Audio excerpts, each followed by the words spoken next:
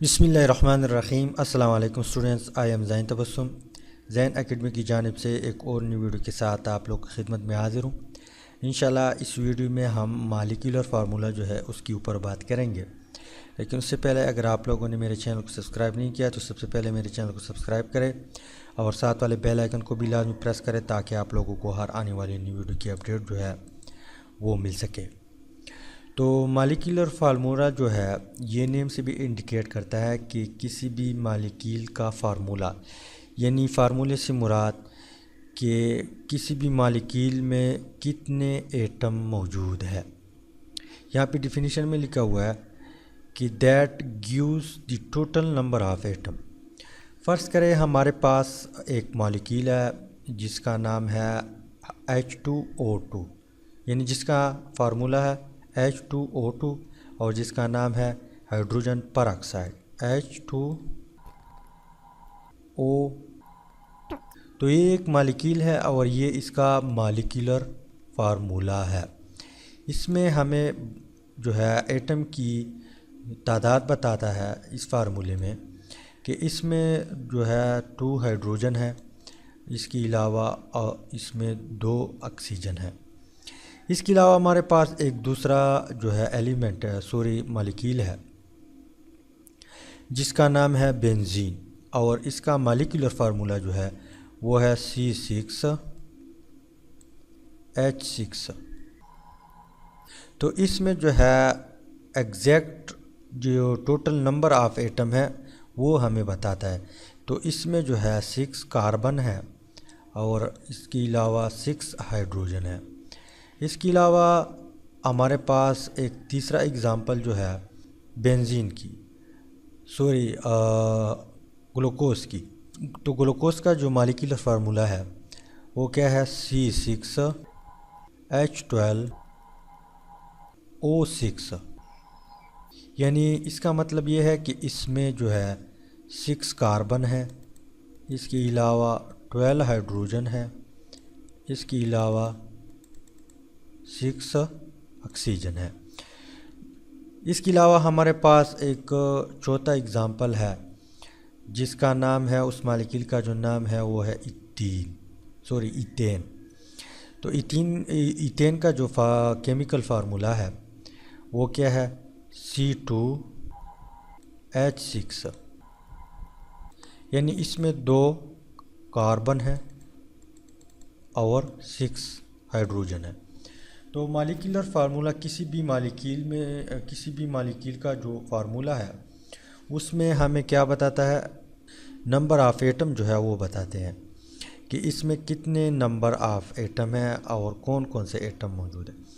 इसके अलावा हमारे पास जो 5वां एग्ज़ाम्पल है इसकी, वो क्या है कार्बन डाइऑक्साइड में CO2 है, इसका जो मॉलिक्यूलर फार्मूला है वो CO2।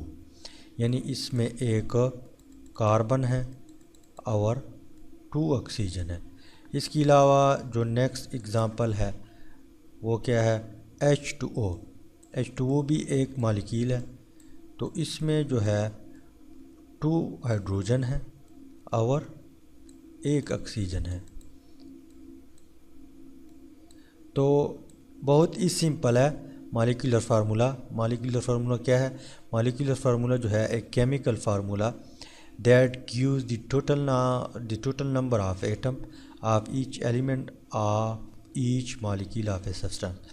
यानी किसी भी मॉलिक्यूलर फार्मूले में हमें ये पता चलता है कि इसमें कितने जो है एटम मौजूद है। इसके अलावा मॉलिक्यूलर फार्मूला जो है वो डिराइव किया है एम्पिरिकल फार्मूले से।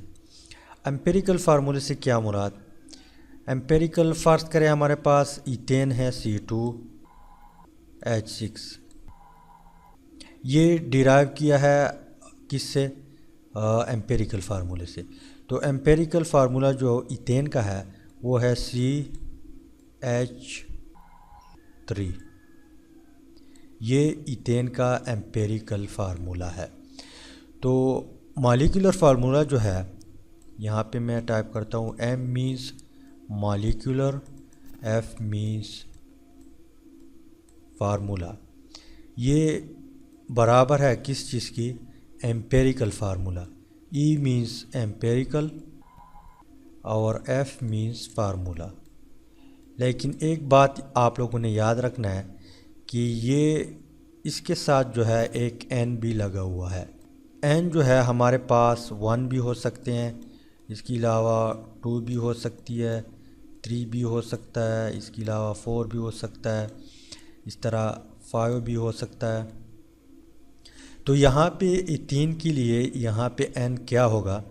तो यहाँ पे मॉलिक्यूलर फार्मूला ऑफ इथेन जो है ये है C2H6 is equal to CH3। अब यहाँ पे आप लोगों ने एक ऐसा डिजिट ढूंढना है जब इसके साथ ज़रब का है तो इनसे क्या बने, ये फार्मूला बने। तो यहाँ पे कौन सा चीज़ लगेगा? यहाँ पे जब 2 इसके साथ ज़रब का आएगा, 2 कार्बन यहाँ पे 1 है तो 2 1 ज़र 2, तो हमारे पास आंसर क्या आएगा? 2 आएगा। और इसके अलावा 2 जब 3 के साथ ज़रब का आएगा तो हमारे पास आंसर क्या आएगा? 6 आएगा। तो यहाँ पे जो मॉलिक्यूलर फार्मूला है इथेन का वो क्या है? 2:6। तो इस तरह यहाँ पे जो है मॉलिक्यूलर फार्मूला जो है वो डिराइव किया हुआ है एम्पेरिकल फार्मूले से। इसके अलावा मैं एक दूसरा एग्जांपल करता हूँ तो आप लोगों को और भी समझ आ जाएगी। फ़र्ज़ करें हमारे पास बेंजीन का जो एम्पेरिकल फार्मूला है वो है CH। ये बेंजीन का एम्पेरिकल फार्मूला है, लेकिन इसके साथ यहाँ पर N भी है। तो यहाँ पे N जो है उसकी वैल्यू क्या होगी? इस तरह वैल्यू यहाँ पे आप लोगों ने पुट करनी है कि इसके साथ ज़रब का है, जब ज़रब का आने के बाद उससे क्या बने? उससे एग्जैक्ट उस मॉलिक्यूल का फार्मूला बने। तो हमारे पास बेंजीन का जो मॉलिक्यूलर फार्मूला है वो C6H6 है और यहाँ पे एम्पेरिकल फार्मूला जो है CH है। तो यहाँ पे हम इसको 6 के साथ ज़रब देंगे तो 6 1 ज़र 6, यहाँ पे कार्बन 6 आ जाएगी। इसके अलावा 6 जब हाइड्रोजन के साथ ज़रब का आएगी, यहाँ पे 1 है तो ये भी 6 आ जाएगी। तो इट्स मीन्स के कार्बन 6 और हाइड्रोजन 6। अब ये इसकी मॉलिक्यूलर फार्मूला है। तो मॉलिक्यूलर फार्मूला और एम्पेरिकल फार्मूले के बीच एक रिलेशनशिप है। अगर आप लोगों को एम्पेरिकल जो है इसकी प्रॉब्लम है तो मैंने पहले एक वीडियो अपलोड की है, आप लोग उसको देख ले तो आप लोगों का माइंड जो है वो क्लियर हो जाएगा। तो उम्मीद है कि मॉलिक्यूलर फार्मूला जो है उसकी कुछ ना कुछ आइडिया आप लोगों को मिला होगा। अगर मिला है तो वीडियो को लाइक करें, शेयर करें और चैनल को ज़रूर सब्सक्राइब करें। Thanks for watching.